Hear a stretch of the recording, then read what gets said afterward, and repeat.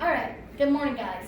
So today we're going to take our multiplication of polynomials a little bit further, and we're going to work in lesson 3, which is learning how to divide polynomials. So can someone tell me what is the difference between multiplication and division? Jenna? They're opposites of each other. They're opposites of each other. Okay, so let's go ahead and look at our outcomes and what this lesson wants to meet at the end of the day. Lizzie, can you read objective number 1, please? The learner will be able to divide polynomials using the reverse tabular method. Great job. Casey, can you read the second one, please? The learner will be able to understand division of polynomials as an inverse of multiplication. An inverse of multiplication. So let's take a look at some important facts. So we knew that when we multiply polynomials, we multiply two separate factors to equal a product. So now we need to rewrite that. So the product will become the dividend, which would be in the numerator. One of the factors will become the divisor and the denominator, and the final factor will become the quotient. So we're basically rewriting the multiplication of polynomials. Factor, factor equals product. Well, it's product divided by factor equals quotient, but we're actually going to call it dividend divided by divisor equals the quotient. So let's take a look at this problem here. So if we turn to page 11, we have does 2x cubed plus 15x squared plus 27x plus 5 divided by 2x plus 5 equal to the factor of x squared plus 5x plus 1. And we want to be able to justify our answer. But before we even tackle it to know what to do, I want you to take 2 minutes with your partner. And I want you to share your ideas of how do you think we're going to fill in the rows in the column of this problem. Okay, and time starts now.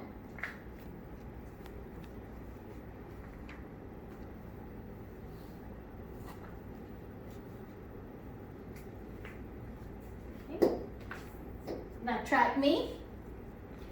Okay, so what we notice is when we did multiplication, we knew that the amount of terms we had in each of the factors was how many rows and columns we have. But is this true for division? Lizzie? No. No. So can someone tell me where would the product, the answer of when you're multiplying, where does your answer go? Does it actually go on the side, the top, inside, or does it wrap around the box? Jenna? It wraps around. It wraps around. So we're going to take the dividend up here. This is the dividend. And we're going to wrap it around the model. So 2x cubed, 15x squared, 27x, and 5. Because when we multiply polynomials, our product was on the outside wrapped around, where we had factor on the top, factor on the side, and then we multiplied those to get the inside terms. Now, on the top, I have 3 boxes. On the side, I have 2 boxes. So here is my divisor. My divisor has how many terms? 2. 2. Correct. So top or side? Side. Side. So we're going to put this one on the side. So here is 2x plus 5. So we're on the right track of trying to set up the division of polynomials. So our divisor is going to go on the right side of the box, which is 2x plus 5. Your product is the outer parts. So how do we figure out what goes inside the boxes now? So first of all, we're going to start off always with the last box. We have the last box here is a positive 5. Okay? So we're going to take 5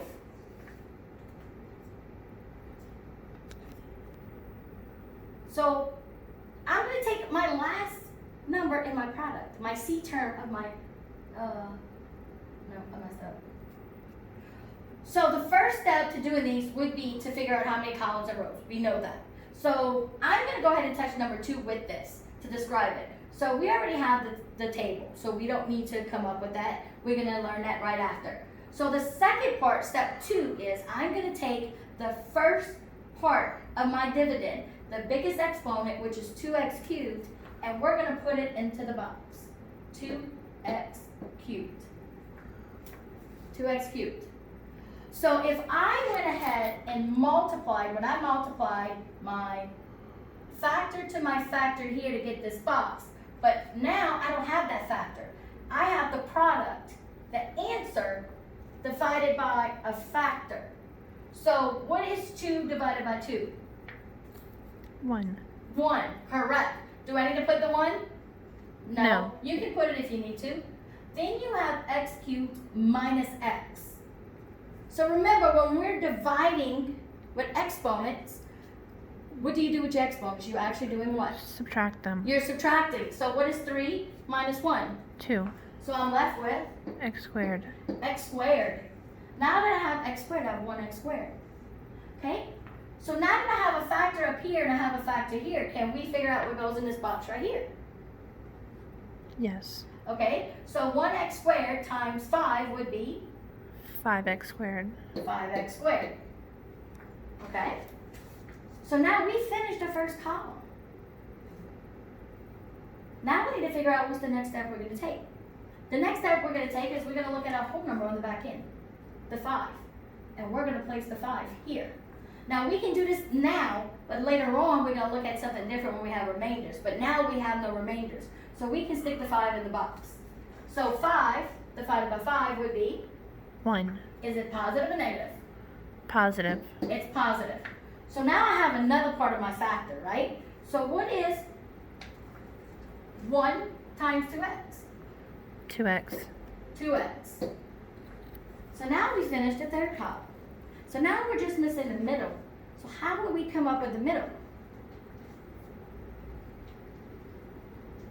Okay, so let's take a look. We have a 15x squared right here. We have 5x squared here. You need 10x I need squared. a what? 10x squared. A 10x squared. Why do I need a 10x squared? Because you multiply, you add the 2 together. Correct. When we're inside the box, we're adding and subtracting depending on our signs. Here we have positives, so if I have 15x squared, if I subtract the 5x squared, I would get the 10x squared. So 10x squared plus 5x is 15x. So now I have 10x squared and I have a 2x on the outside. So what is 10 divided by 2? 5. Is it positive or negative? Positive. Okay. X squared minus x would be X. x. Okay. 5x times 5 would be 25x. 25x.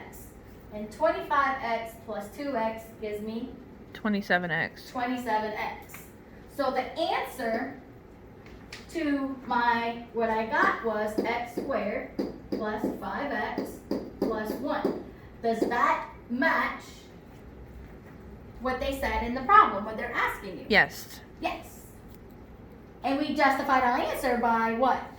Dividing polynomials. So let's take a look at another one. But now, what do you notice is missing? What do I not have on my There's no table. There's no table. So how do we find out how many rows and how many columns I have in my table? Okay, so let's do some little tidbits. Okay, the number of rows will be 1 more than the degree of the divisor. Now remember that this is your divisor. Here is your divisor. And what is the degree of my divisor? 2. 2. So if I want to know the number of rows, I'm going to take the degree of my divisor, and it's going to be be one more than degree, so what are we gonna do? Add 1. We're gonna add 1, which equals 2. 3. So how many rows do I have? 3. 3. My dividend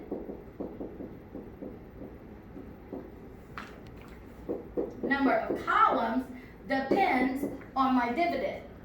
So my dividend, we're going to take the degree. The number of columns will be 1 more than the difference between the degree of the dividend and the degree of the divisor. So what is my degree of my dividend? 4. It's 4. And what was my degree of my divisor? 2. Equals to, 2. and what else do I need to do? Add 1. Add 1. So how many columns do I need? 3. 3. So we're going to draw a table. We're going to have 3 rows, 3 columns. Okay? Now that we know this, I'm going to move this down a little bit.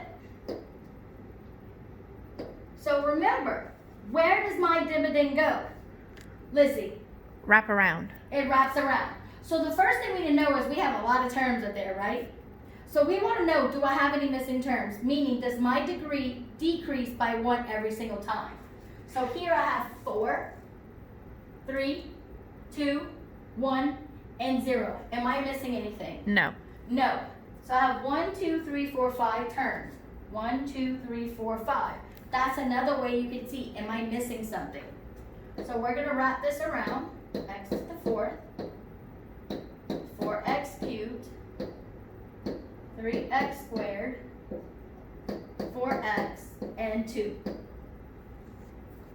Okay? Any questions?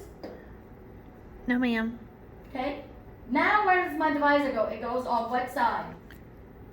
The right side. How many boxes do I have in that column? 3. How many terms do I have in my divisor? 2. 2. So I have two exponents here. We have the degree of 2, and then I have 0. What is missing? The 1. The 1. So what term is that? X squared to X. x. So we need to add a missing term. So we're going to add a placeholder. So we're going to add a placeholder.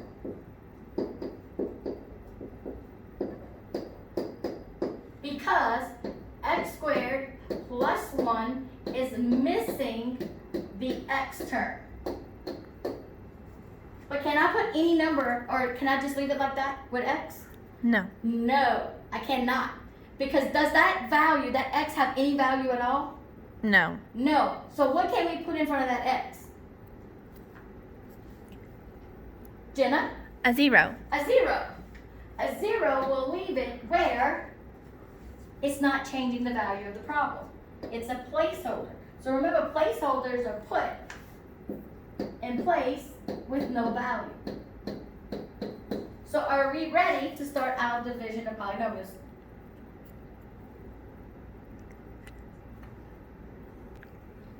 Okay, so what's the first thing I'm going to put in? X to the 4th. X to the 4th. And what is another thing I know I can put in? The bottom yeah. The 2. Okay, so now x to the 4th minus x divided by x squared is X squared. x squared. X squared times 0x is? 0x squared. Oh, to the 3rd. No, cubed. Because we're multiplying, so you're adding your exponents. X squared and 1 is? X squared. Okay. Do you notice what's happening in your columns with your exponents? They're doing what? Getting smaller. They're decreasing by 1 degree. Okay, 2. 2 divided by 1 is? 2. Is it positive or negative? Positive. 2 times x squared? 2x squared. 2 times 0x? It's just 0. Oh, yeah, 0x. So what are you noticing in the column with the 0? They're all 0. So X. what do you think is going to go here? 0x squared. 0x squared. So we have x squared plus 2x squared gives me 3x squared. Is that correct? Yes. Okay, here we got 4x squared cubed and we got 0x cubed. So what do you think is going to go here? 4x cubed. 4x cubed. And what about here? We have 0x and we need 4x. What goes here? 4x. 4x. So if I have 4x divided by 1, what do you think is going to go here? 4x. 4x. And let's check this one. 4x times x squared is 4x cubed. So what is your final answer? What is your quotient? X squared plus 4x plus 2. Good job.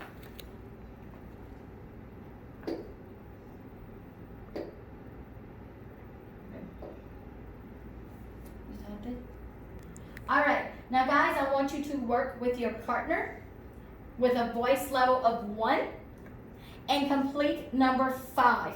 I will put 6 minutes on the clock, and when time's up, we're gonna share our answers. And time starts now.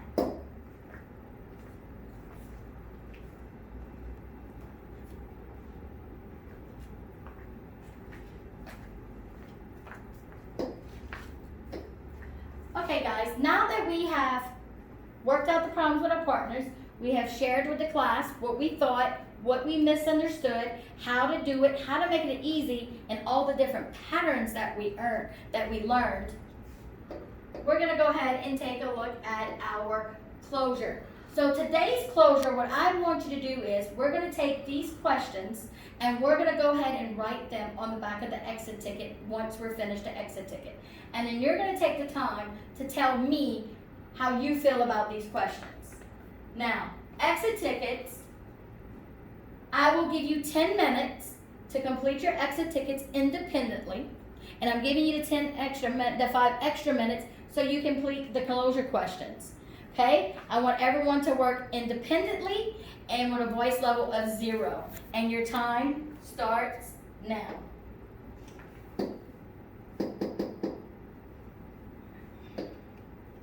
I'm gonna have to edit it, that's fine.